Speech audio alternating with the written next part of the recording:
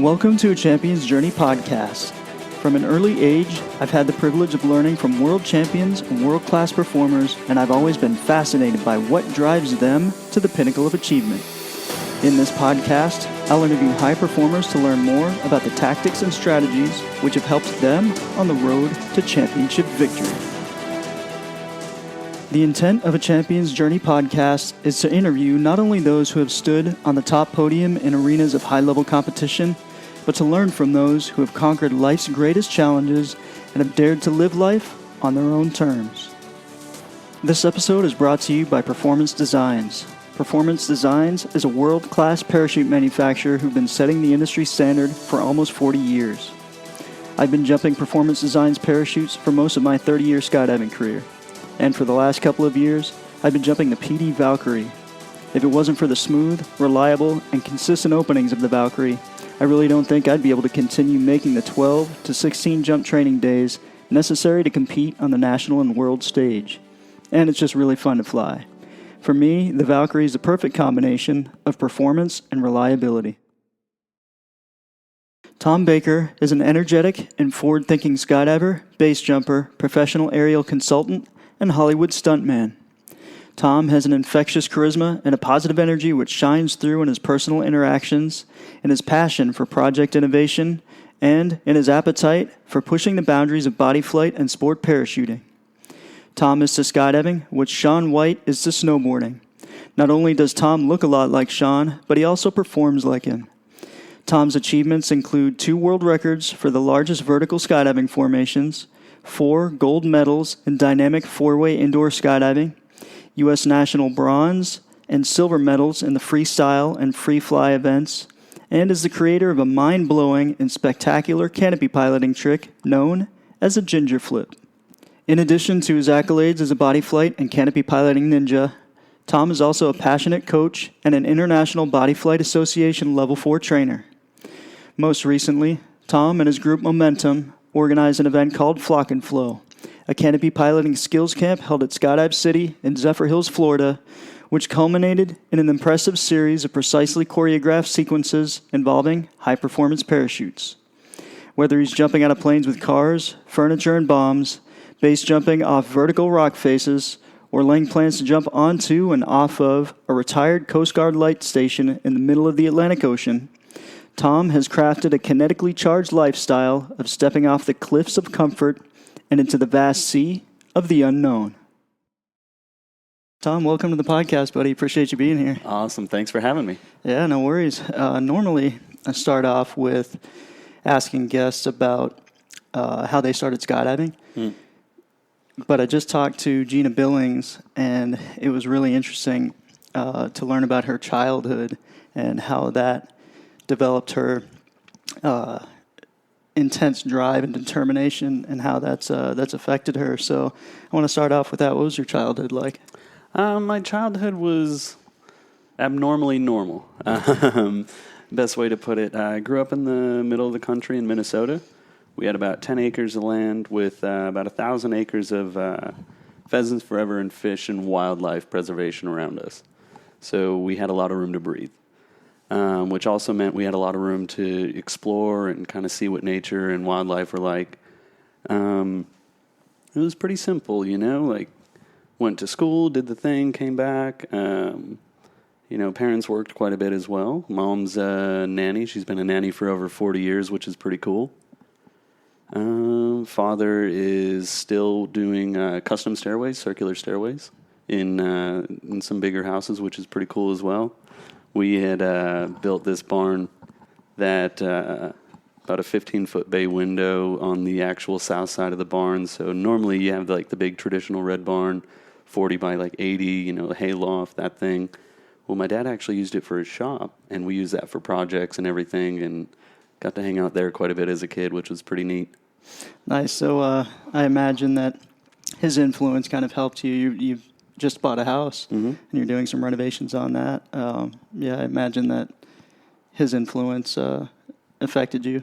Oh, absolutely. And just the subtle things. That we are our parents, so we're always trying to make things perfect and make it right, and do things our way, not always the same way. So sometimes we got to learn things the hard way along the path as well. Yeah. Yeah. How did you find out about tunnel flying and skydiving, and how did you get involved in that? So kind of backing up a little bit, when I was a kid, I used to ride a lot of dirt bikes, and then moved to Florida for Motorcycle Mechanics Institute in Orlando in 2008, 2009. So while I was going to school down there, my father had brought down my tools and my motorcycles, and he said, I saw this indoor skydiving thing off the side of the highway. It's like, it sounds silly. He goes, no, come on, let's go check it out. I'm like, it sounds dumb. It's like, no, let's look it up. So I looked it up online. It was like $30 for your first time. That's too expensive. And he actually was like, no, we're going. So it was actually my dad that got me to the tunnel for the first time. Were you doing tunnel flying for a while before you started skydiving? Yep. So I flew for the first time that week. Went straight downstairs, grabbed an application, called them every day, stopped by every other day, and after a while, they're like, okay, fine, start training, that's fine. Worked at the tunnel for about 4 or 5 months. I didn't even realize skydiving could be a hobby, or had no clue of the industry of itself. And it was pretty hard to not jump working in that environment. So the same guy that trained me in the tunnel took me up for my first jump at the time. And about 4 or 5 months later, it was all uphill from there. At what point in your skydiving did you discover competition? So a friend of mine, Pat Walker, came up to me, I believe in 2011, and he goes, hey, you want to go to a tunnel competition at Paraclete? I said, what's a tunnel competition? And he's like, we just go in the tunnel, do the thing, and then we go up there and compete. Okay. So we trained in Orlando, which at the time was an open-air tunnel, and it was one of the foggiest days I've ever flown in my life. Like, you couldn't even see the control room across from the entrance. Really? So in 30 minutes on a Friday morning, we developed a little free fly routine, and then packed up, drove up to North Carolina 8 hours later. Wow. And how did you do in that competition? We didn't do too bad. I think we got third, which was pretty okay. First competition, really exciting. Third or fourth, somewhere in there. And you've stuck with doing competitions. What attracts you to it? The drive to progress and learn more is really what drives me for competitions. Continuing progression, stagnant scares me. Yeah. What do you like better? Do you like dynamic? Do you like freestyle or canopy piloting? What do you like the best? It's tough to say what I like the best. What I like is whatever is most engaging in the moment, because I've gone through free flying, I've done freestyle. As far as free fall, I've done freestyle canopy piloting, dynamic four-way, like you mentioned. I just like to be engaged and challenged and to see and feel actual progression, whatever discipline it may be. As long as I'm flying, I'm having a good time. Tell us about the ginger flip and how that came to be. So I always like to be creative and to essentially, make my stamp in each discipline that I can. And I got a phone call to participate in this freestyle competition. And at the time, I was kind of like a beer line swooper and whatnot. But, when I got the phone call and the invite, I was like, okay, well, if I'm going to show up, I got to show with something that no one's ever seen. And make sure, because, the list of names were intimidating. They were very exciting to see, like, what amount of talent was going to show up to this competition. And here I am, little Joe Schmo, kind of, hey guys, I want to play too. I can sometimes do a trick. And that's not how I do things. So I was going to go there and really make a statement. It was a process. We made about 7 or 8 different riser variations in order to accomplish the flip. The rigger that was running the loft at the time, Rigger Rob, helped me out quite a bit with that. Mike Brewer, Jesse Wire, they helped me a lot with some of the hanging harness stuff we did. Actually, Jesse was the only one to really get injured on the ginger flip. In the hanging harness, he partially dislocated his shoulder. Oh, wow, I didn't know that. Before we even put it to the ground. Yeah. But then it was 2-3 months of R&D, Mike chasing me down, following me under canopy, doing tests up high, and kind of seeing how much altitude we were gaining or losing as we were initiating the flip. I had to spend about 4 months in the gym before I could even accomplish the core strength to consider pulling it off down low, along with actual balance and sight picture and all that good stuff. But so once I got my strength up, once I got the actual balance and the risers and got everything lined up, we decided it was time to bring it down to the water. And went through a few different canopies as well. Tried using more docile, more stable parachutes to help facilitate my mistakes instead of some of the small, twitchy, high-performance ones. But, so then all of a sudden one February, I believe it was February or March, a couple of guys were out at the pond. No one was out there. It was barely above freezing for those weeks on end. Going in the pond every single day, freezing my butt off in the plane, just packing my parachute soaking wet.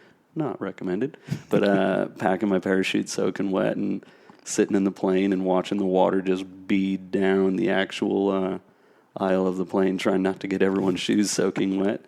And finally one day it felt right. I remember some of your old teammates, Joe Ablin and Jared Zell, just kind of looked at me, and I was just defeated and beat, and I didn't know if it was plausible or if I could do it. And they just looked over at me and they just said, just do it. You know, a little kick of motivation, and all of a sudden we backflip through our risers. That's incredible. I didn't know that much went into it. You know, I just assumed from watching you make everything look so easy that, you know, you tried it, you know, a certain amount of times. I think you'd told me a little bit about it before, and, you know, I just imagined that you went through just the jumping portion of it, but I didn't realize it went so in depth with the different riser variations and different canopies. Can you describe some of the different riser variations? Yeah, so the first iteration we did, I made essentially a strap and ran it from the rears to the fronts with a handle underneath it. So I had my dive loops for initiating the turn, had my toggles, and then these flip loops as well. About halfway through my turn, I'm like, look at my hands. I've got 6 handles in my hands. This is a bad idea. Just bailed, planed out to the side, go to the rigging loft. I'm like, okay, we need different variation. So we made a couple with different levels of actual grips. So we found out that if it's gripped too close to my shoulders, I actually have no leverage to even rotate and get my core up.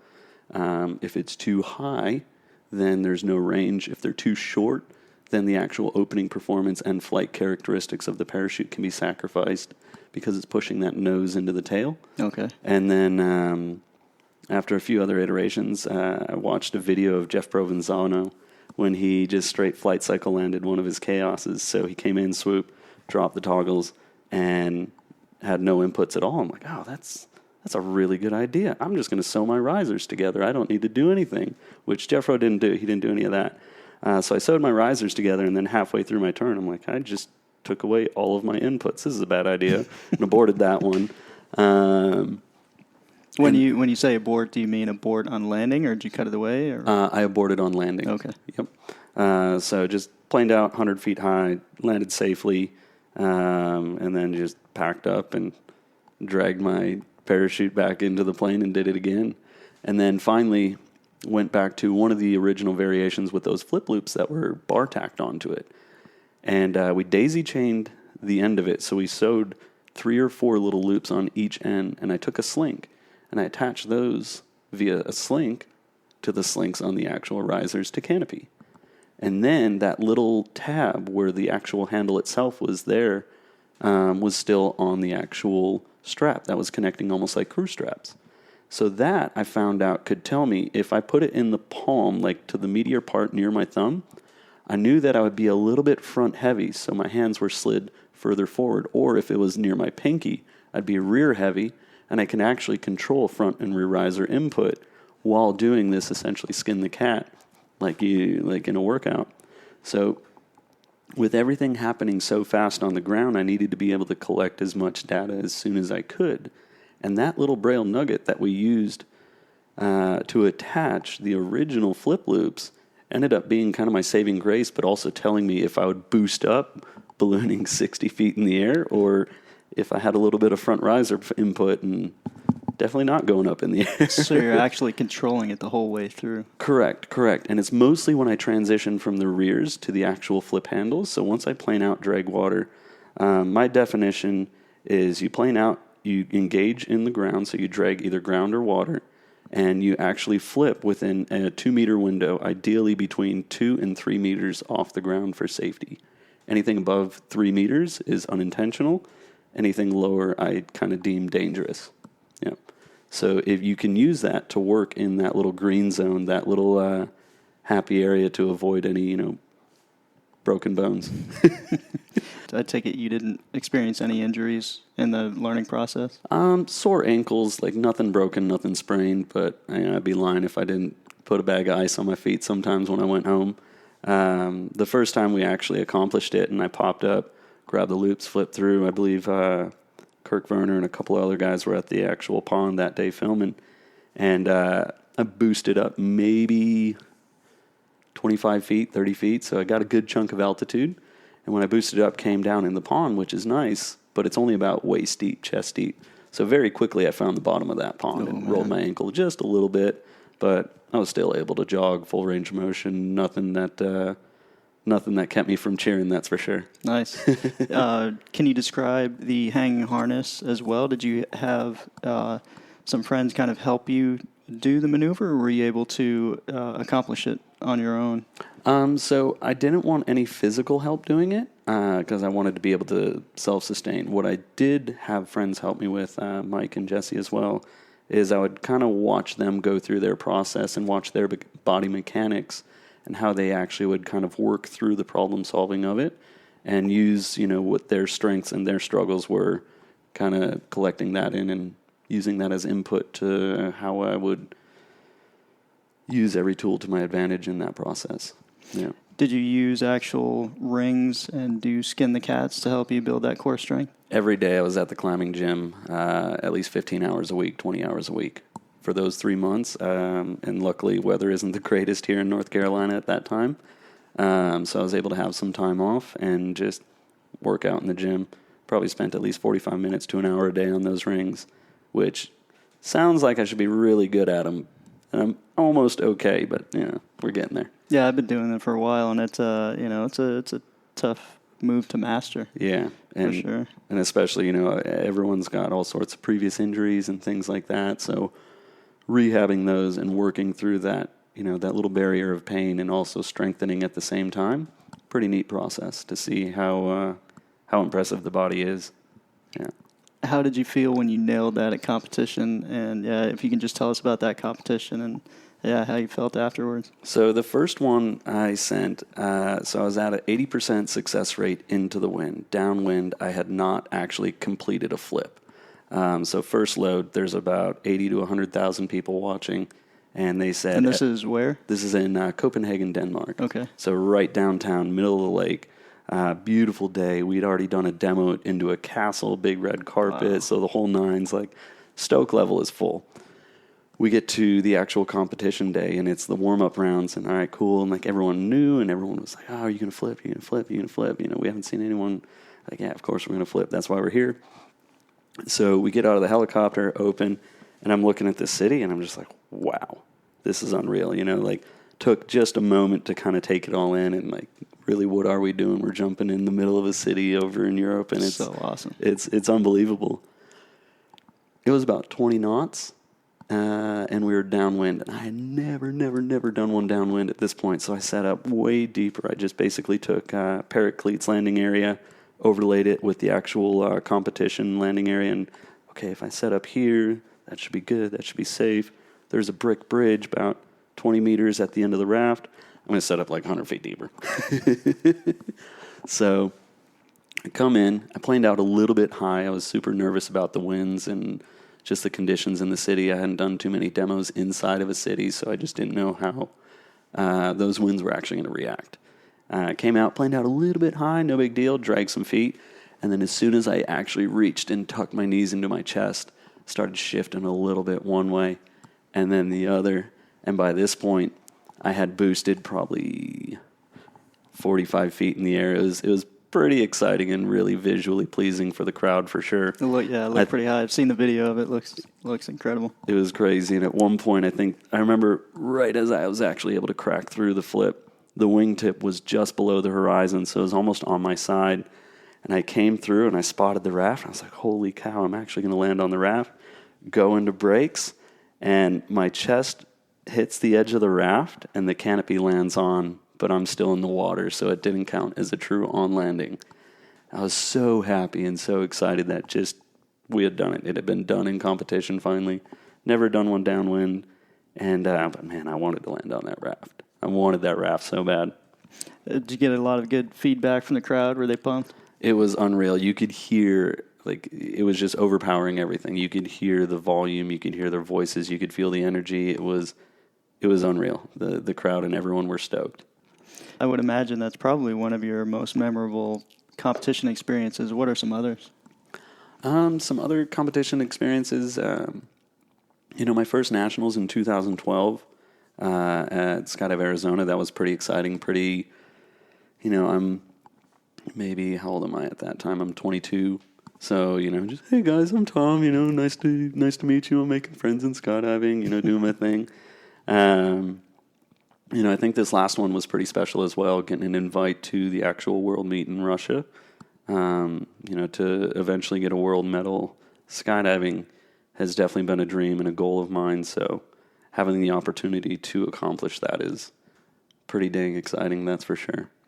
That's awesome. It's incredible. And it is great to be able to get all those experiences, but also to be able to turn around and teach others that kind of stuff. You're a coach as well. If you can tell us about what it's like as a coach for you, if it helps you become a better competitor by coaching others.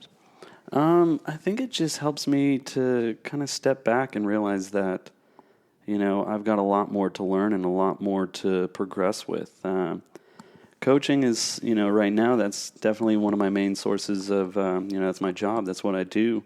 But man, even if it wasn't my job, I couldn't get away from it. I'm absolutely addicted to coaching. I'm addicted to seeing people hit that light switch moment, seeing people break through challenging barriers and accomplishing these great things, So what that's done and how that's helped me in my competitions, it's helped me remind myself just to slow down and take a breath.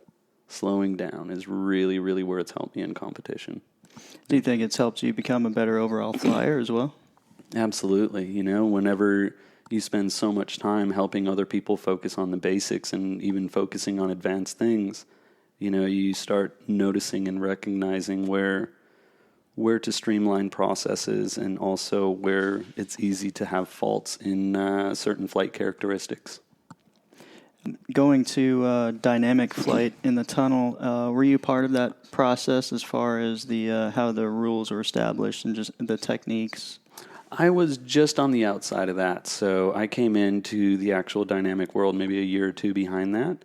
All my previous teammates had a pretty heavy thumb in that, and some of my original personal coaches had a pretty heavy hand in that as well. So that was it was neat to see it evolve from afar. But I was at home standing in the door at the tunnel. Gotcha. Yeah. Can you describe to those that don't know what dynamic is, just a bit about it? So dynamic four-way is essentially, it's a combination of two things. There's a set type of compulsories where 4 people will enter the tunnel and either snake or figure 8 through the tunnel and cross certain lines and then do layouts or other sorts of mixer maneuvers over a center ring. Essentially, it's one of the most complex forms of free flying at the moment in the tunnel, where everyone's head up, head down, sometimes mixed, sometimes in between, and there's a set parameter of lines that you have to cross or fly through and or over in order to accomplish some of the compulsories. And then in regards to the free routine, it's just that. It's absolutely free. How creative can you get and how smooth can you get with a group of 3 other guys or gals? Super visually pleasing. It's definitely spectator friendly. It doesn't matter if you've got a whole bunch of experience or you don't have any experience and you go to a wind tunnel like Paraclete XP and you watch a competition or you just watch training. But, when you see a routine that's really well put together and really well trained, man, it's incredible to watch. It really is. It's almost like watching synchronized swimming, at 180 miles an hour inside of a raised up, pool almost. Yeah. Do you know anything about, I've heard some talk about it possibly being an Olympic sport. The rumors have definitely been rolling around for, the better part for the last half decade. I genuinely wish for it. I hope for it. I want to push for it. I think it has the potential. The only piece, as far as I'm concerned, that's missing is the right person to make the appropriate connections as far as the networking between skydiving and the Olympic Committee itself. We got so many people that they can support financially, they can support on the ground. All the athletes are training super hard, but there's just that one little piece, that one person with the right word to be able to get that green light.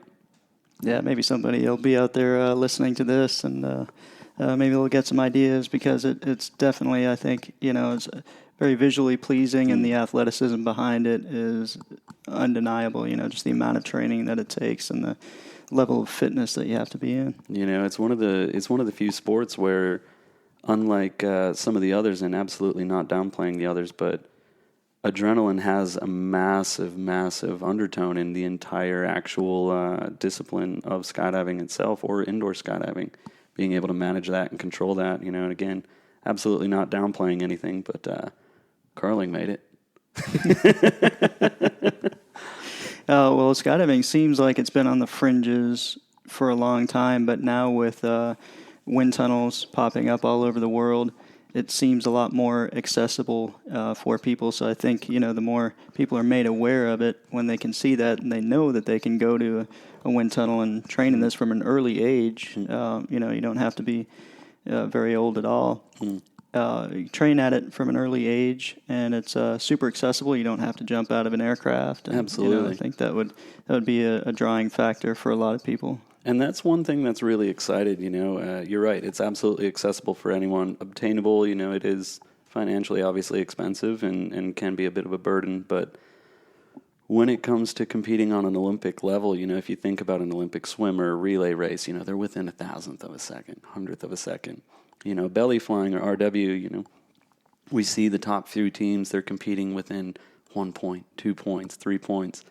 Dynamic flying, for a long time, it's been a pretty dramatic spread, so I don't feel like we've really reached, I don't want to say the pinnacle, but we haven't reached like a true, like, aggressive competition where it's like, okay, now we're worried about 100th of a second, 10th of a second, where nutrition, mental training, physical training, all of those come into play, and that is your full-time job versus, okay, we're working in the industry, 40 hours a week, we get to train afterwards. That level of what I would perceive as Olympic-level competition, hopefully soon to be in the future, instead of just one completely dominating. That would be really cool. Yeah. Super exciting. Do you have any idea how many tunnel hours you might have? No clue. I'd be throwing a number out, but that number would be completely arbitrary. Yeah, it'd be the same thing for me if somebody asked. I was just curious. Something about at least 11 years worth and a lot of hours per year. What about skydives? How many jumps do you have? Just over 12,000. Yeah. What's your most memorable skydive? I think one of my most memorable skydives was obviously Copenhagen was a pretty exciting one. I think one of my most memorable skydiving events, jumping in Norway. Norway is something so special and so magical, and that was the first place where I ever actually landed the flip on a raft or on target. It was my first time out of the U.S. and went over there, and it was my first trip to Europe quite a few years ago. And the first jump there, it was cloudy, so you couldn't see anything. And then on our climb to altitude, everything opens up, and you realize how big the mountains there are. I mean, there's so much. It was magical. That's all you can really say. I've never been there. I'd love to. It's unreal. You're also a base jumper. Yes, sir. How did you get your start in base jumping? And what was your first jump like? How did you feel? So, in the beginning, when I first started skydiving, I had no intentions of base jumping. Didn't hate it, wasn't against it. Just never tickled my fancy. So, one day I started kind of getting a little monkey up, and then, all right, cool, I want to learn how to speed fly. I want to play in the mountains some more. And so I called a very good friend of mine, actually the same guy that I went to that first tunnel competition with. Went out to Utah with Mr. Pat Walker, and we sat at his house for a good afternoon, talked about quite a few things, enjoyed a nice little 3-hour drive the next morning up to the Prime Bridge, and got up to the bridge, and he goes, "What do you think about the winds?"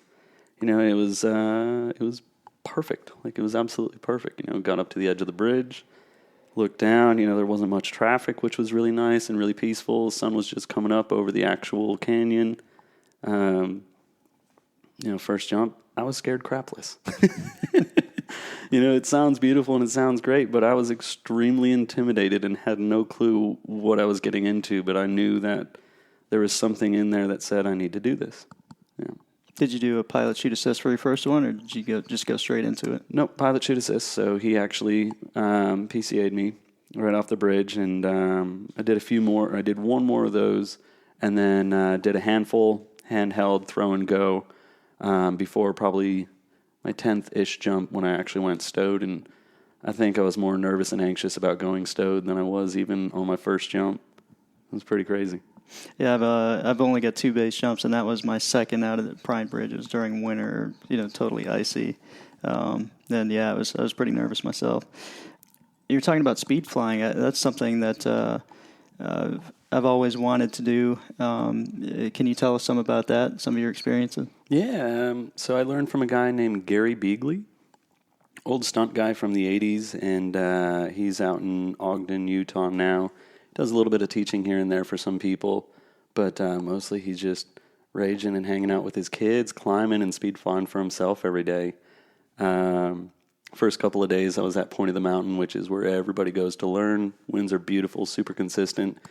Kind of halfway through day 1, day 2, I'm like, man, I'm probably not going to come back here and fly very much. He goes, yeah, I know. You want to just go to the mountains? I'm like, yeah, that sounds awesome. So we went through all the appropriate training beforehand, did a bunch of kiting, did a bunch of just launch and lands down in Point of the Mountain. Next morning, get up mega early, like before sunrise, get to the top, or get to, I believe it was Cottonwood Canyon or somewhere in Utah.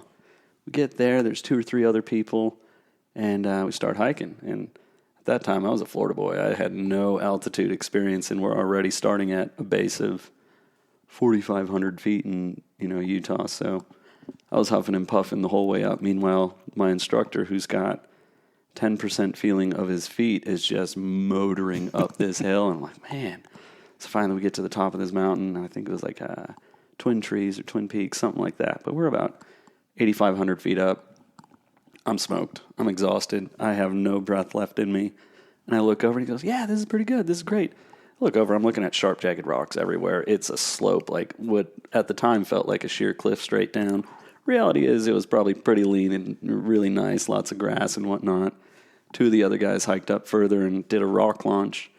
So I set my kite up, cool, pull it up, looks nice, looks good. Everyone runs and actually has a really nice clean launch, no winds, perfect conditions.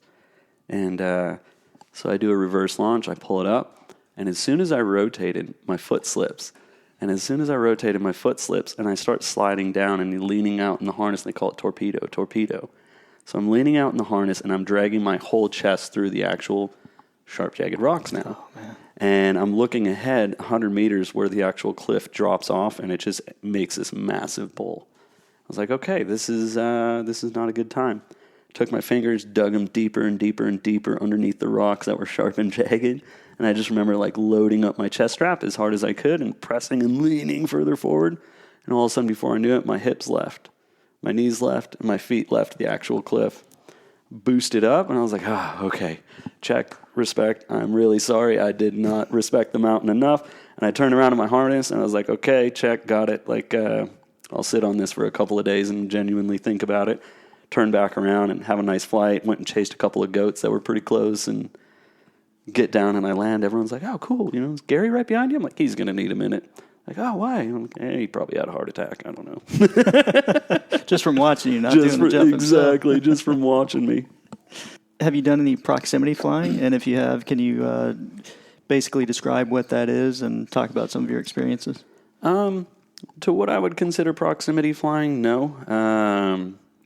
I have flown close-ish to things as far as wingsuiting or tracking suits. When my answer of close. So base jumping is an environment in which I don't feel like I need to push. I push in skydiving, I push in the tunnel, and I push under canopy. But base for me is just a nice cruisy, fully aware, fully engaged, and fully prepared. But nice, just take it slow, take it moderate. Speed flying and then mountain flying, definitely kick some trees under that thing. But when it comes to base jumping, I always try and stay at least 100 meters away from objects and things. Where are some of your more memorable base jumps? Oh. Where do they take place? And can you tell us some about those? So I've actually been pretty fortunate as far as my introduction to the base world. My first mountain, or my first cliff, Earth object of base was in Gudvågen, the Valley of Gods in Norway. It was a 4,800-foot cliff, just massive, and I think it was like my 40 or 50th base jump. And it was unreal. Like, I remember sitting at the top, same thing, Florida boy, smoked at the top of that hike. We had 2 or 3 of our buddies that were there, and all of us, you know, it would have normally taken a local maybe 2 hours, 4.5, 5 hours later, we're like struggling at the top. And my friend Axel looks over and he goes, "Hey, Tom, think you can swim in that glacier pool?" Didn't even say anything, or anything. I just literally stripped naked, ran straight across, and then jumped in this glacier. And it was the most exciting and painfully pleasant experience at the top of a mountain I could have ever imagined. But opened, and after that, went to the exit point, checked everything lined up. Everyone checked their gear, checked each other's gear, and I was scared crapless. I was absolutely pleasantly scared, but not in a really bad way where it's like, okay, I like to scare myself. It was, hey, I need to be aware, I need to be present, and I need to actually be engaged at this moment, be here. So that was my first ever cliff. That was pretty amazing. Big, lush, beautiful green fields, as you would imagine, like in Norway or Switzerland. And I wasn't used to flying this big canopy. So I came in, and I was like, all right, cool, sweet. You know, did my little surge and go to flare. And I realized that this thing doesn't have the harness input I anticipated. So out of the entire valley, which was all beautiful and green, I landed on the only gravel road. My first building, which was pretty amazing, that was in Dubai. Same thing, 1,000-foot, beautiful, beautiful, brand new built building and beautiful landing areas. Like, you know, it was amazing. Was that the one that's down close to the marina? There was one of them close to the marinas, yep. So a little Cayenne tower twists up. Looks like it's being rotated and corkscrewed out of the ground. So that was my first ever building I ever jumped out of. Wow. Yeah, that was pretty cool.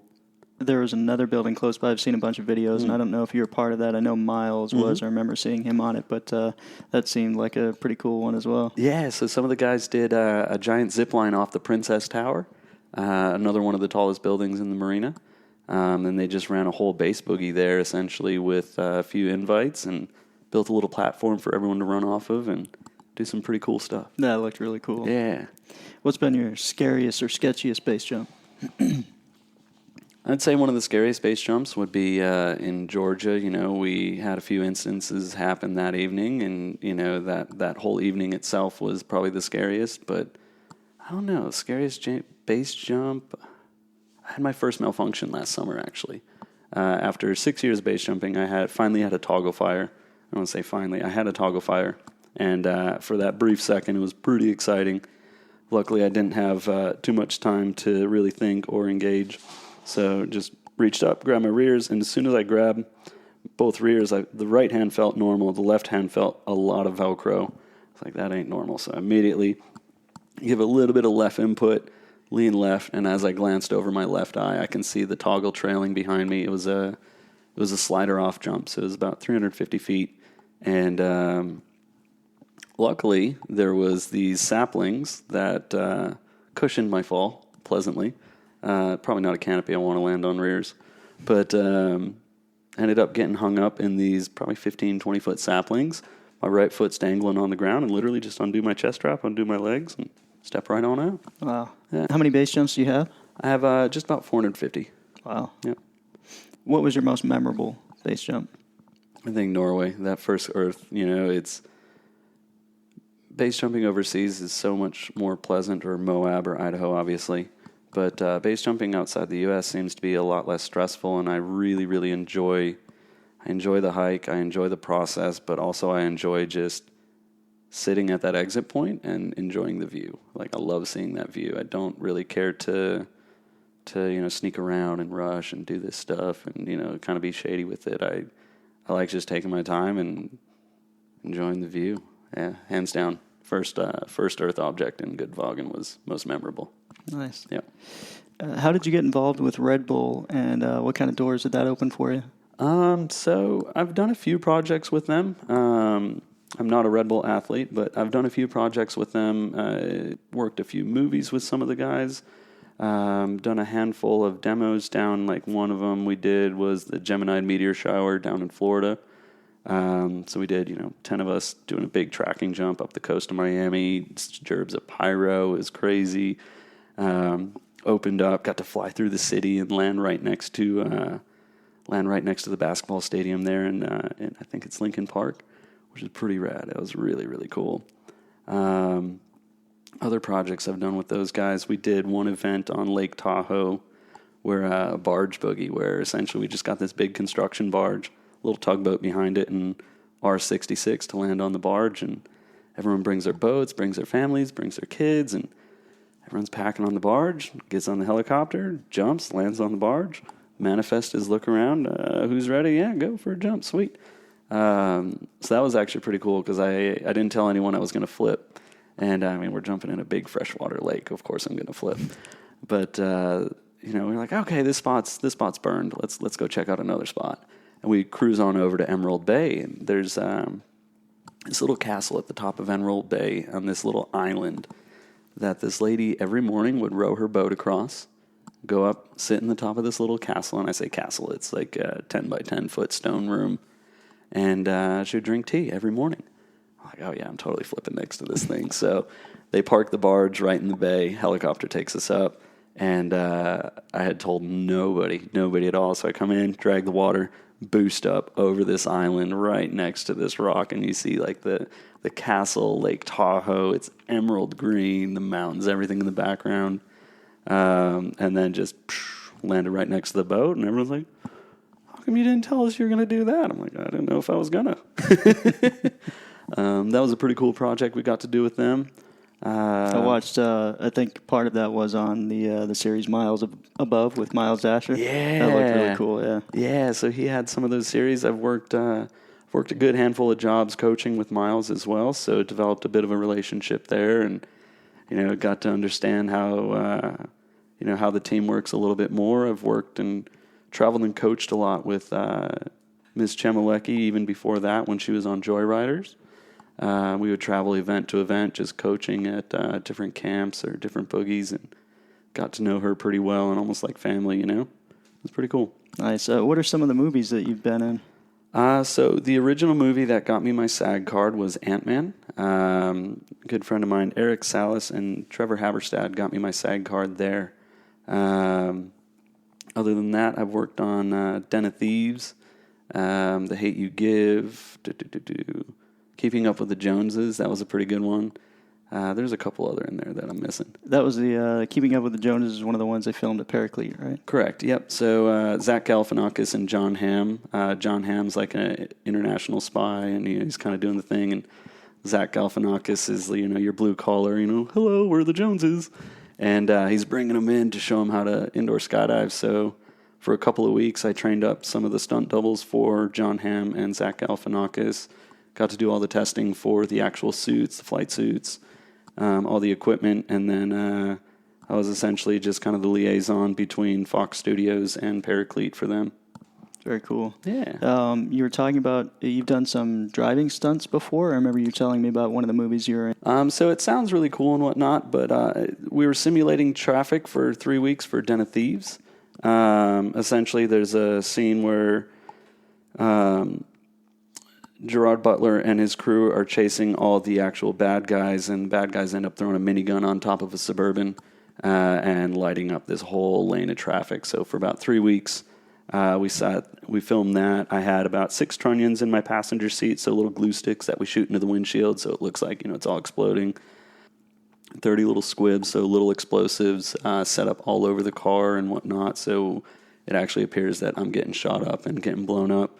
But yeah, it was a pretty cool gig. It was a pretty cool job. And what did you do in Ant-Man? Ant-Man, so I was doubling Paul Rudd for the helicopter scene where Ant-Man and Yellow Jacket get into a fight. They shrink down and accidentally fall into this briefcase that's in the helicopter while in flight. Once they shrunk down into that briefcase, they're still fighting, they're still going after it, but they reach zero gravity as the briefcase falls out of the helicopter. And once the briefcase falls out of the helicopter, that's where we came into play. Yeah, so we're in there, trying trying to fly upside down and fight each other and throw each other into the wall and, take hits, punches, all this other stuff, all while pretending to be in zero gravity.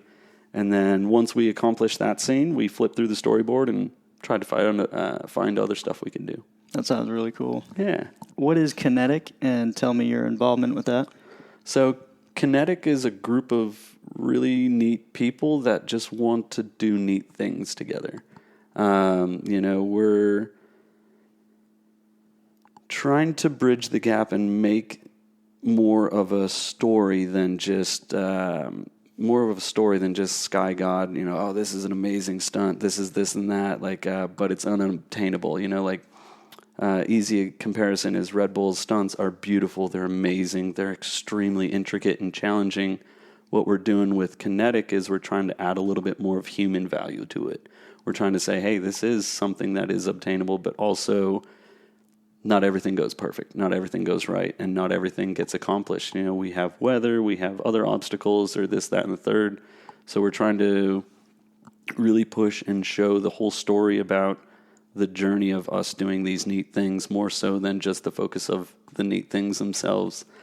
My role, so me and one of my teammates, Mike Brewer, sat down one day and I had talked about starting a documentary for skydiving, and he had talked about how he'd want to do something similar but slightly different, and we kind of just rolled back and forth, and we've always worked together on any sort of these challenging projects. And then all of a sudden, one day when we're out working on this job and we're sitting out back by the pool, and you're like, hey, okay, so let's actually give a name to this thing. What are we going to do? Kinetic came up. Kinetic worked. So that stemmed Kinetic as where that started the whole Kinetic snowball effect, as we're sitting next to a good friend of ours. He's got a pet goat and a pet dog. So we're sitting back at this table, having a drink or two, and got a dog, got a goat, and brainstorming session, and here comes Kinetic. And yeah, we just want to showcase the world of rad people doing rad things. It always seems like you're coming up with some kind of crazy idea, whether it's jumping in cars out of the back of an airplane in free fall, or, you're going out to this Coast Guard light station in the middle of the Atlantic Ocean, or you're flying with inactive bombs and free fall. If you can tell us something about those experiences. You were we were in Arizona. I got to just to tell everybody out there, got to spend a bit of time together, and was able to sit down and have some conversations with you. And I just learned so much about you. It was great hanging out with you there and going on the hikes and hearing all these stories. Yeah, so if you can just share some of those. Yeah, so I think it all kind of circles back to that always learning, always progressing, and always being challenged and engaged, right? So a friend of mine sends me a message. He goes, hey, check this thing out. It looks pretty cool. And there's this weird little, I thought it was an oil rig tower, but it's an old lighthouse tower off the Frying Pan Shoal in North Carolina. Goes, yeah, check this out. I think we should jump next to it. I looked it up. I'm like, yeah, we should definitely jump onto this thing. And all right, cool. Let it cool down for a couple of days. And then I was like, no, this is a thing. We're going to do this. 34 miles out in the middle of the ocean. The water's only 45 feet deep. And then here's this ridiculous structure in the middle of the ocean. So I'd sent this guy a message, and I figured out who the owner was and just the good old Google machine, and got his number and worked up the courage to call him. I'm like, all right, what am I going to say? Like, how am I going to do this? No, okay. Screw it. Let's just do it. Hey, sir, how you doing? How's it going? He goes, hi. I'm like, oh, I don't really have a pitch or anything. I'm just going to be straightforward. I'm a professional skydiver. I'll give you my resume and everything, but I really want to jump onto your tower. He goes, that sounds really neat. When do you want to do it? I'm like, that was not the answer I was expecting. So let me get back to you and think on this for a little bit. And so we figured out all the logistics, all the planning, and everything we would need to make it happen. And, true Kinetic fashion, we, told the whole story, and we told the whole events, and, we showed that there was some trying times during it when we found out we were only going to be able to take one boat and one helicopter, not 3 boats and a lot of people and a lot of supplies. So very quickly we had to compress it to 5 people, I believe, and then whatever could fit in the helicopter. But so the Frying Pan Tower is essentially this lighthouse 34 miles off the coast of North Carolina to warn ships of the shallow waters. And the top of the deck is 75 feet by 75 feet. I thought that looked pretty neat to land on. It was cool to watch the video. I remember late one night I'm just kind of surfing through Instagram and I saw. I didn't realize, you're involved in all that. So I pulled it up on YouTube and watched it. And it was, just what you were describing earlier about how you're not just showing the highlight reel, you're showing, all of the challenges that are associated with such a big project like that. Can you tell me what some of those challenges were? So the sheer fact that it was 34 miles out in the middle of the ocean, it's unknown for us. So we didn't know the actual strategies and logistics of actually getting out there. Each boat can only hold so many people or so much weight. Each helicopter lift can only hold so many people or so much weight. Everything costs a lot of money. So just simply getting there and getting back and weather dependent, not skydiving isn't the only industry that's weather dependent, boats, helicopters, everything in between. So the seas that day were 6 to 8 feet. And two of the boat captains at 9 a.m. said, nope, we're not going out there. It's too rough. It's not going to happen. And one of the boat captains was about it. So that was definitely one of the biggest challenges that we had to figure out how to navigate and how to make this project still happen with a substantially smaller crew. Once we got out there, just understanding the facility itself and how to make things happen as safely as possible and as efficient as possible. How can we have as many contingency plans that will actually be plausible to facilitate in the event that something bad does happen? It's just a giant structure out in the middle of the ocean, so if something goes wrong, we're far from everything. The other thing we ran into was weather. Weather was the crippling factor that hindered us from actually jumping onto the object. But one of the challenging things we had to figure out was there's no laws saying you can actually jump and do a demo into international waters, but then the aircraft can fly back into U.S. airspace with less passengers. So it's not illegal. There's nothing saying you can't do it, but a lot of pilots were very concerned the fact that there was nothing saying you can do it. So they didn't know how to navigate that. And I'm not a pilot, so I had to learn everything possible about all the things required to make that happen. That was definitely a process I had to figure out as well. Wow. Yeah. I didn't realize so much went into it. What was the owner like, and why does he have that facility? How did he obtain it, and what does he want to do with it? So he just wants to preserve this really, really neat facility for the next generation to enjoy. That's his main goal. He wants that to be there for our kids and our kids' kids to be able to see and enjoy this pretty cool structure out in the middle of the ocean. Richard is a very, very intelligent, unique guy. He works in solar power. So, the whole facility is rigged for solar. It's rigged for wind energy. It's completely self-sustainable with 1,100 or 11,000 gallons of fresh water on the actual facility. All of it caught via rain. He's a nut. He's a good dude. He's a crazy dude. We're all a little crazy, but he bought this toy out in the middle of the ocean, 34 miles. He ended up 34 miles out in the middle of the ocean. He won it on, I believe, a DRMO auction. So the original auction that the facility went up on, he didn't win. He didn't win that actual bid. And then the winning bid couldn't actually go out and see the facility before they wrote the check. So the guy ended up backing out, and the facility went back up again for auction. Richard then bid on it a second time. He was down on a vacation, I believe, in Mexico, and he got a phone call, and, hey, you got some paperwork to come up here and sign, and we gotta get you your new facility. And he has such a different perspective and way of thinking. Every hurricane, he goes straight out to the tower. Every time there's a storm or anything, he said he spent almost 6 months without ever leaving the tower, straight on that actual facility. Wow. 6 months straight on that tower without ever coming back to land. And you're completely waterlocked. You can't see land or anything. The fishing's amazing. The water's obviously completely accessible, so there's plenty of food and plenty of resources. But,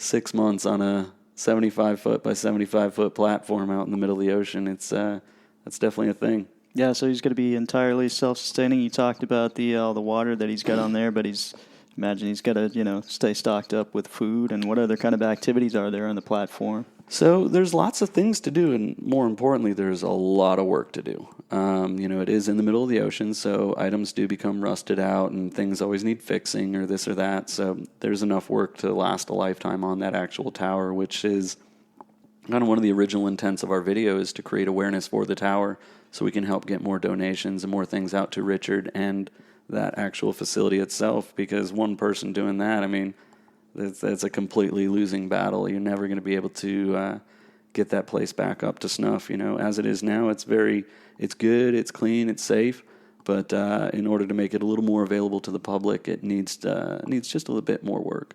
So that was the original intent with that. But as far as other activities, other than working on the actual facility, we've got biodegradable golf balls you can chip away, biodegradable clay pigeons you can shoot out there. Oh, cool. Endless fishing that you can, as much fishing as you can have. He's actually got a wave runner on the facility that he can extend out and drop down via a winch.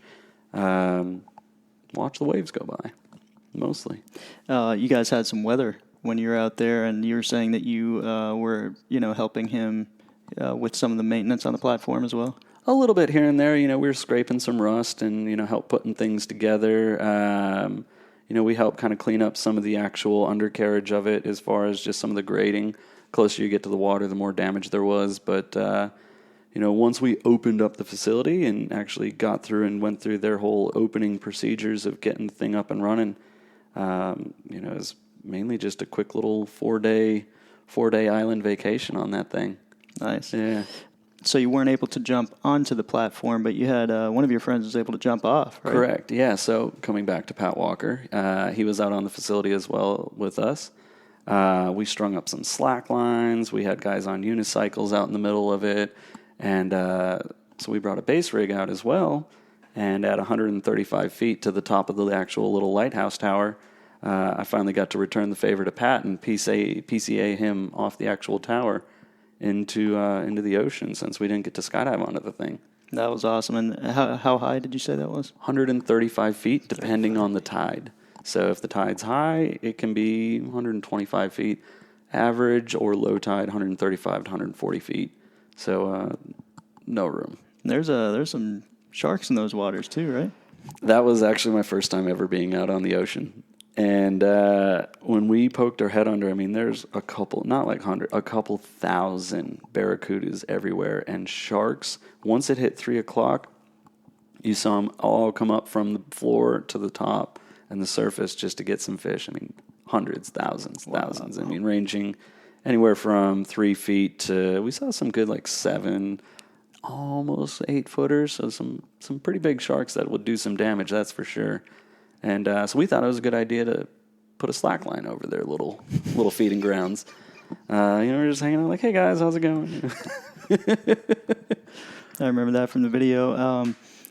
I don't remember from the video. Did you have to time the jump? Did you stay away from that 3 o'clock window when the sharks were most active in fishing? We definitely jumped earlier in the morning. Plus, we had weather coming in, so the weather was already on shore. So the pilots themselves didn't want to fly from the U.S. out to the tower. So the weather on the tower was okay, but then it started expanding and getting out there. Yeah, it was pretty neat. Cool. Also found out drying a parachute in the middle of the ocean is very hard. Weird. Because of the mist and the moisture levels in the air? Exactly. The humidity, the mist, the moisture levels, and then it also started raining as well not long after that. It was almost impossible to dry that base rig for a second jump. And there's nowhere like inside you could have done it, I guess. So the actual interior is about 7-8 feet tall. So we could hang up a parachute, but we actually hung it up on the helicopter deck up top. Oh, okay. Yeah, so we could get some fans and, not put a bunch of salt water through his actual living areas and living space, because the interior is actually pretty nice. He's got a full chef's kitchen, 8 bedrooms that can facilitate at least like 16 people sleeping comfortably. Wow. and then a full living quarters with a gigabyte per second internet out there. Wow. They've got faster internet than my house. I was going to say that's faster internet than I've got here. We're kind of out in the country, but yeah. I'll put a link in the show notes if you want to give me one, so that we can, if anyone wants to donate and help raise awareness for it. Yeah, it seems really cool. Yeah, that'd be great. Thank you. Yeah. We were talking about some of your other crazy ideas. Taking some cars out of the back of an aircraft. Tell us something about that.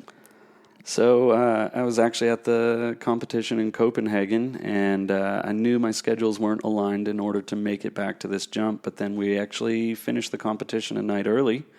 And when we finished the competition, a buddy of mine who had to give up his seat in one of those cars texted me. He's like, hey, there's an extra seat if you want it. You just got to get here. So I called Delta and changed my flight, and before I knew it, 6 hours later after the competition in Copenhagen, I was on an overnight flight all the way to Arizona. Had to swap rigs in Raleigh. Actually, two very good friends of mine helped me out with that. So my rig is still soaked. Everything's still wet. I put it in my carry-on, so I didn't have an overweight bag. Put it in my carry-on. I had my car parked at RDU, and I had a friend bring my backup rig to RDU, put it in my car during my 3-hour layover. I took my rig after my flight from Copenhagen to Raleigh, unpacked everything, sprawled it out in my car, and then a friend of mine then came back later, cleaned it up, picked it up, and cleaned everything out for me. Good friends, that's awesome. It was really good friends. And then I'm out in Arizona looking at these two cars that some guys had graffitied and gutted, and they're parked in the back of two Skyvans, and I was like, huh. So this is going to be tomorrow. The cars were basically all prepped, ready to go once I got there, and 7-8 people were all hanging out, doing the thing. 2 videographers, 3 videographers, and all of a sudden I wake up the next morning and I'm still pretty jet lagged, and I look over and, okay, cool, we're in a plane staring at the back of this, I think it was a Honda Civic or a Nissan Sentra, staring at the back of this car. Now that car is completely gutted. The only thing that's left on it are wheels, seats, and body. Everything else is taken out for weight. We're staring at this car like, okay, cool. Me and a good friend of mine, Steve, we're going to push this car back on out of this van. I had no clue what to expect. It's a car in free fall. First one went out. I got flung across the top as I'm holding on to the back of it. And as I get flung across the top, I just hear I'm looking up at the sky and there's nothing. I can't see anything. It's like that Dolby 7.2 surround sound. Everything's like, boom, starts closing in. Inner dialogue. There's a 1,500-pound car with 5 people in it, 2 videographers, and another guy. Because normally you're hearing the sounds of free fall, right? Like the wind? Exactly. And that just went to nothing? Nothing. And I'm looking around and I'm like, that car is behind me. I'm definitely in the burble, and it's going to appear between my legs here any second. And I just remember reaching forward in between my legs and then glazing off the side of the car, kind of shaking it off. Luckily, I had my hands out in front of me to avoid my face hitting the car instead of my hands. Kind of ricocheted off the side of that thing, and I remember going to my head and just carving around it and just chasing this thing. It was the most surreal sight picture I've ever seen in my life, just staring at this car in free fall as it's plummeting towards the earth at about 140 miles an hour.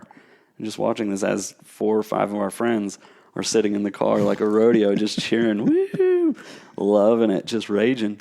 And then all of a sudden at one point, the car kind of teeters back, teeters forward, teeters back, and dumps everyone out and just keeps flipping and flipping. And it just looks like, roaches scattering from sale. Exactly a yard sale. Watched that car land, chased it down, got everything, and it was Arizona in August, so we had to hurry back up to the second car before winds and everything started getting funky in the afternoon. And one of the guys was like, "Hey, that was enough for me. I'm good. You want to take my seat in the driver's seat?" I'm like, "Yep, that sounds awesome." And so I'm sitting in the driver's seat. Good friend of mine's behind me, another couple next to me. And the photo is absolutely hilarious as soon as we left the plane. So I tried hooking my knees underneath the steering wheel, and I'm locked in. I'm like, okay, cool, I'm good to go. And at that second we get out of the plane, I'm just staring down this hood at the ground like, I'm in a car. diving at the ground from 13,000 feet. This is sick. And I just got the biggest cheesy grin on my face. The guy next to me's got like this crazy claw in the dude's knee that was sitting facing backwards. The guy behind me, like the screenshot, the frame grab's great, you know. He just, and then the girl next to him is just kind of, everyone had this like really scared face. And then I've just got this evil grin that, I'll never forget that moment. That's for sure. That's great. Yeah. Did you hear the car impact when you're under canopy or anything? Couldn't hear the car impact. We definitely watched it the whole way to the ground. But from about 3,500 feet away, no, I couldn't hear that impact. Yeah, even the guys on the ground couldn't hear it, and they were about 2,000 feet away. Oh, yeah. That's surprising. Did you go up and survey the damage after they went in? Oh, yeah, we went up, and one of the cars landed almost flat on the top, and so the whole thing pancaked just like an actual car compactor. The first car, I believe, landed on its side and ended up like an accordion, just completely folded and compressed.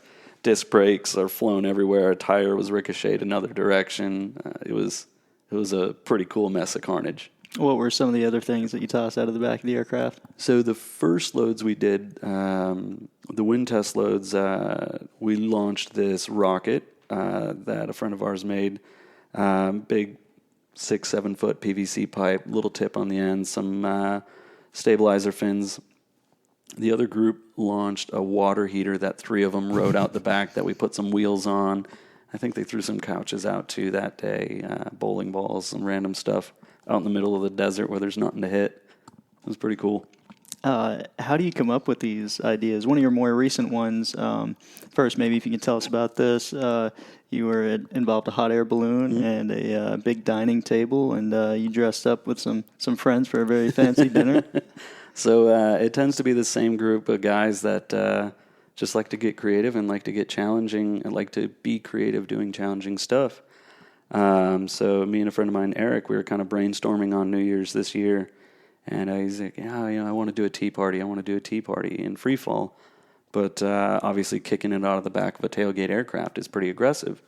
So I was like, what if we suspend it underneath the hot air balloon, you know? As long as we've got a pretty light setup and only a few people, most balloons should be able to facilitate this. And he's like, that's a good idea. So a couple months later, all of a sudden we started kind of brainstorming some ideas. And before I knew it, he was in a truck driving this table from Atlanta, Georgia, all the way out to Eloy, Arizona.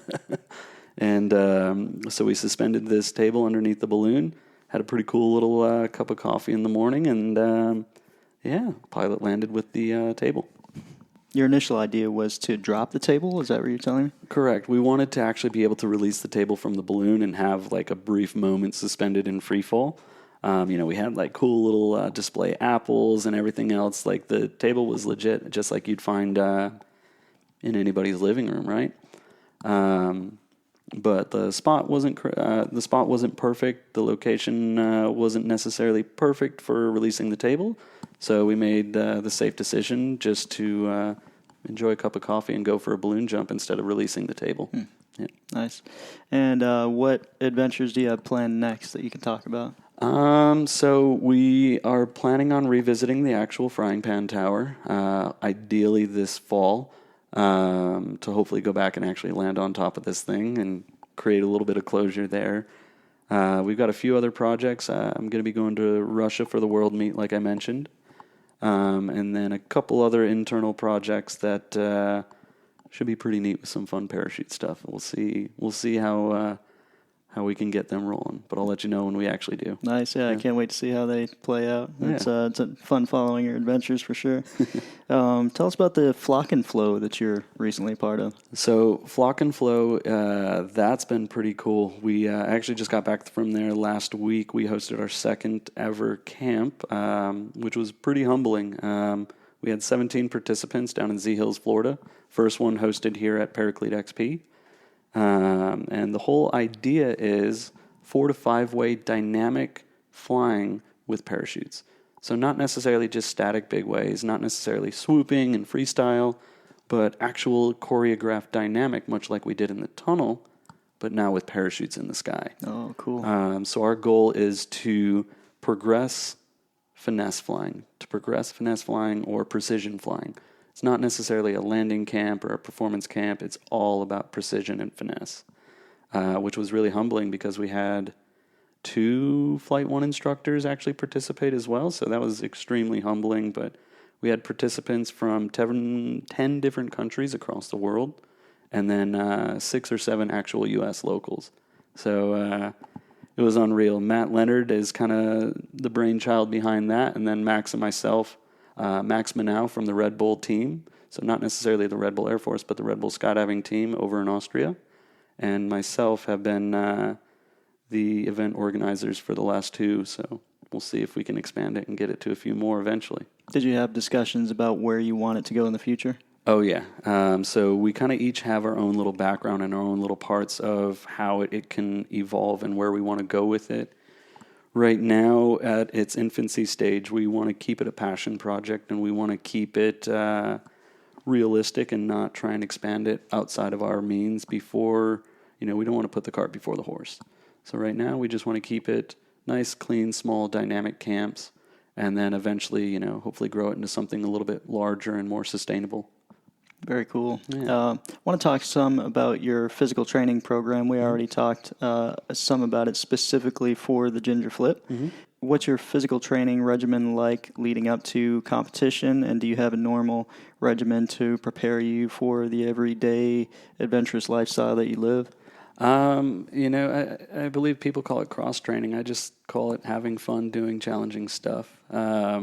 A lot of it is extremely weather dependent. So if the weather's bad, I'll go to the climbing gym. If the weather's good, I'm outside paddle boarding, skateboarding, do a lot of hiking and climbing. And then actual gym stuff as well. I focus a lot on body weight and balance, a lot of body weight balance, right? I'm not super worried about strength and getting big and ripped, but I'm more worried about staying lean, mobile, and healthy. So, especially when I am home too, I'd say it's 15 to 20 hours a week of paddle, yoga, especially hot yoga, climbing, and then actual gym training as well. But keeping things changing, progressive, and moving. Moving is definitely where I like to be. Got a chance to climb a little bit at Triangle Rock Club with Mike Brewer, and man, he's phenomenal. That kid's a weapon, Yeah. Anything he touches, he just excels at. He's that kind of guy who frustrates some people because he's so good, so quick at everything. Yeah. What are some of the balance type things that you do? You're talking about that in your physical training. So paddleboard obviously is a good balancing tool and device that I use. I'll use a little bit like a half Bosu ball, or a lot of like standing on one foot, just from the deterioration of all of our ligaments and tendons in the ankles over all those landings. I like to do some tipping bird stuff, different Bosu ball stuff like I just mentioned.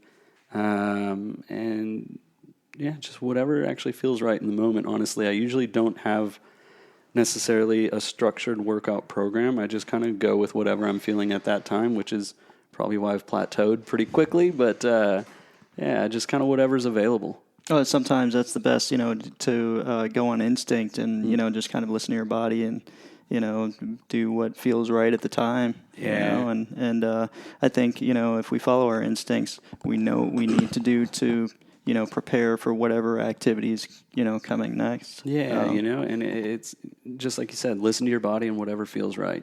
Yeah. Let's talk about some of your mental strategies. When the couple of base jumps that I've done, I was extremely nervous, super, super scared, but heightened as well. What are your mental strategies as far as dealing with that kind of, pre-exit anxiety? Yeah, so for me, it's just like competition. It's all about the training and preparation. So if you put in the work and you try and you go through every scenario possible and you go through every malfunction, but more importantly, everything going right, if you go through everything going right possible with knowing that you've gone through everything that also could possibly go bad, when you get there for the exit or when you get to that competition day, it, in my mind, should be relieving because all the work's done.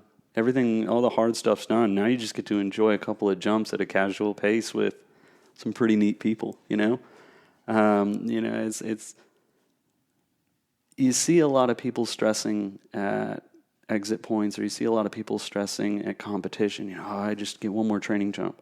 If I just do one more thing, If you have that mentality, you're not prepared. You're not ready. And if I ever had that thought, I would just sit down for another half hour, whatever time necessary to truly get rid of that thought. Once I feel good, once everything kind of actually does calm down, you focus on your breath mostly. Really, really focus on a lot of breathing. Enjoy the scenery and take your time, like I was mentioning earlier. The jump itself should be easy. So I guess that would be my preparation, is training, and working hard and thoroughly training, not just kind of half-heartedly doing it. You talked about breathing. Do you have any specific breathing strategies that you use, like box breathing or anything like that? I've gone through a few different phases where I was going through waves of doing like box breathing or like different Wim Hof methods, as far as like hot and cold therapy as well. But at the end of the day, like I said, they go through waves or phases. At the end of the day, just slowing down, taking a bunch of deep breaths, and being present has really, really allowed me to do the things that I do. What role has visualization played in your mental preparations? Everything. As far as visual preparation, kind of like I was just mentioning, you have to visualize and prepare and plan for everything to go correctly. If you don't, you're kind of already setting yourself up for failure. So visualizing everything going smooth, visualizing everything going clean and precise and how you want it to go, is almost crucial to every bit of success. Is there a difference in your visualization between competition and base jumping, or is it all pretty much the same? A little bit, yeah, because competition, it's more about, the buildup and the pressure and the social aspect of I've put in the work, the social pressure of I've put in all this work, and now here's my time to shine for everyone else to see. Versus the base jumping, that's more personal. That's all for me. That's not for anyone else. That's not for a competition. Very rarely is there GoPros or cameras. So that preparation is a little bit more, life or death when it comes to reality. Versus skydiving. Skydiving is obviously life or death as well. But most of those competitions, it's malfunctions aren't as consequential. So the processes are a bit different, yeah. What advice would you have for people wanting to start base jumping? First, understand and ask yourself truly, why do you want to do it? Do you actually want to do it for yourself, or do you want to do it for an Instagram like or a Facebook photo? And then once you truly understand your personal motivation for that base jumping, absolutely seek appropriate mentorship. There's a lot of people offering to help out there, but make sure you're getting the appropriate help. Miles Dasher runs a base jumping course, right? Rock solid. One of the few people I'd actually refer everyone to, absolutely, out at Twin Falls in Idaho. He lives just up the street. He's got loads of gear, loads of, I don't think anybody has more base jumps than him. He's got over 5,000 base jumps, so why wouldn't you want to learn from some of the most experienced, but also the most knowledgeable, not just the highest numbers? And he's an incredible guy, man. I love him. He's just got this contagious, positive energy, and so much fun to be around. One of my base jumps I did off the bridge there, and I was with him, Travis Pastrana, and Eric Roner, and it was just I was pinching myself the whole time. Yeah, it was so cool. You said it, man. It's infectious, and there ain't nothing stopping that train. He's so positive, so enthusiastic, and if you're not on board with that energy, he's going to keep going. Yeah. Yep. Yeah, but that's what I get the woo from. So if anybody's been around for some of the competitions, and I borrowed that from Miles D. Oh man. It seems as though you've been the architect for your own destiny in many ways.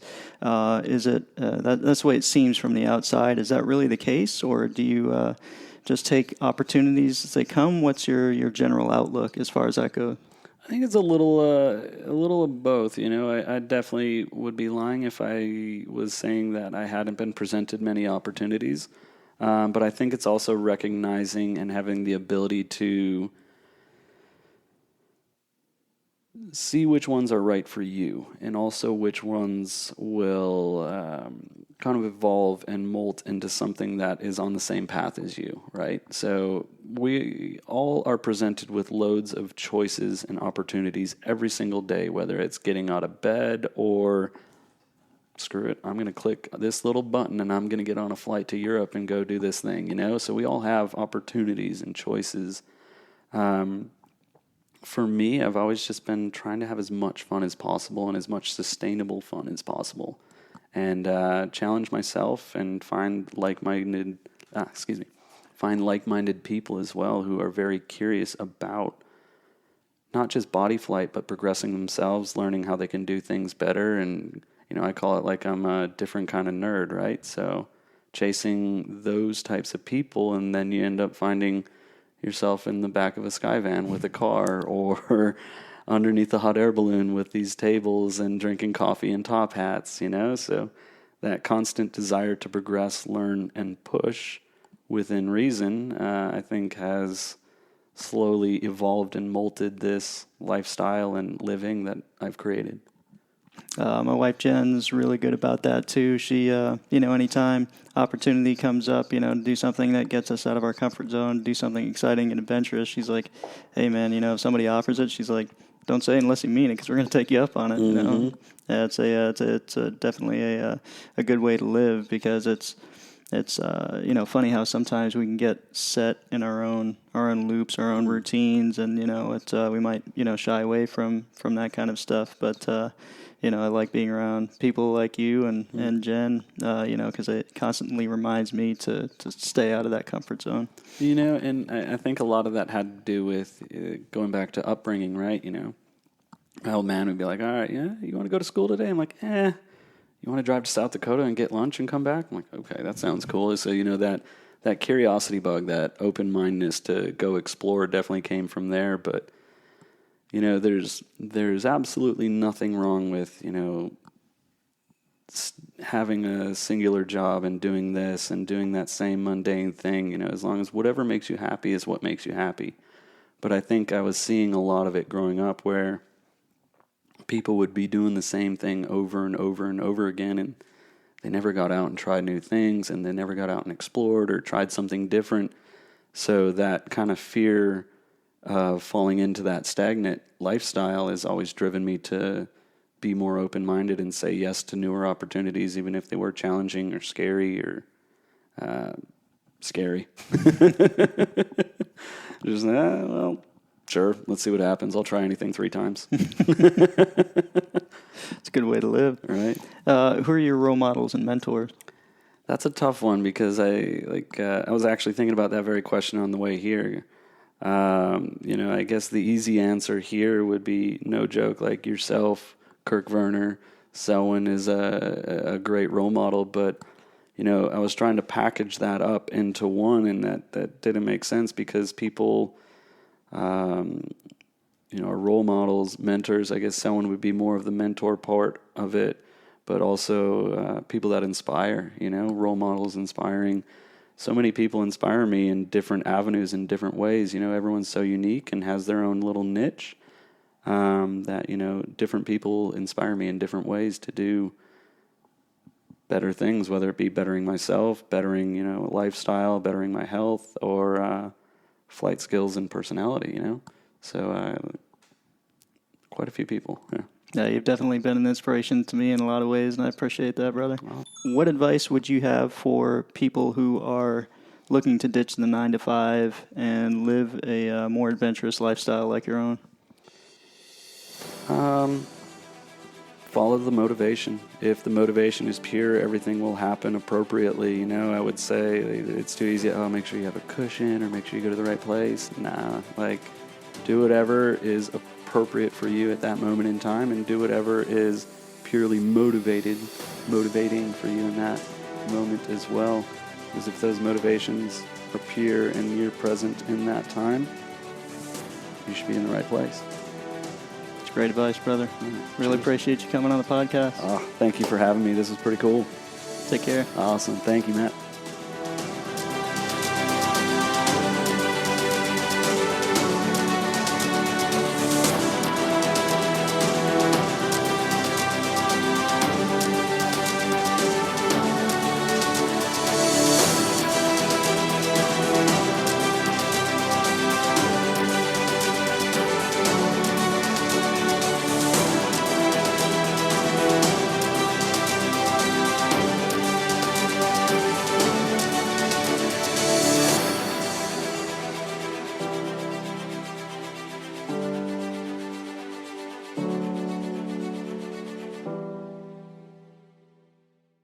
Please don't forget to like, follow, and share a Champions Journey podcast on Facebook and Instagram.